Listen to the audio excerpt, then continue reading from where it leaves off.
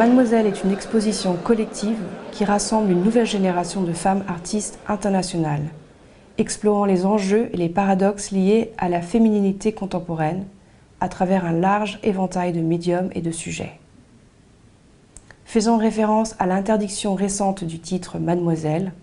et s'inspirant de l'actuel intérêt pour les droits des femmes, connu sous le nom du phénomène MeToo, l'exposition entend montrer l'héritage, l'évolution et la diversification des stratégies et des théories féministes. Le choix de ne sélectionner que des artistes femmes n'est pas censé refléter l'existence d'une différence essentielle entre l'art des hommes et celui des femmes, ni affirmer l'existence d'une esthétique féminine. Il entend rendre compte de l'évolution des formes artistiques et des thématiques introduites par le mouvement féministe des années 60 et 70 et son influence sur le travail d'une génération de femmes artistes qui en a bénéficié. Cela inclut des recherches sur la fémininité, l'art corporel, les pratiques domestiques ou les méthodes collaboratives de travail, ainsi que des préoccupations sociales et politiques telles que l'iconographie de la violence envers des femmes, les structures économiques et de pouvoir au travail, et une critique des modèles féminins traditionnels.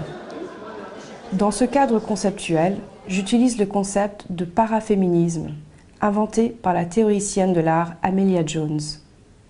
Para signifiant ici à la fois à côté et au-delà, ne se substituant pas au féminisme antérieur, mais cherchant à étendre leur champ d'action. Jones soutient que l'héritage le plus significatif du féminisme consiste en une plus large articulation d'une politique de la position dans le champ visuel, liée au corps. Mademoiselle se présente comme un itinéraire composé de 9 salles, chacune étant à la fois organisée pour répondre à des problèmes spécifiques et en relation avec d'autres, mettant ainsi en lumière les différences et les tensions entre les œuvres. Les artistes réunis dans Mademoiselle traitent ces questions avec humour, un humour qui semble non seulement fournir une certaine distance critique leur permettant d'évaluer les avancées et les reculs du féminisme,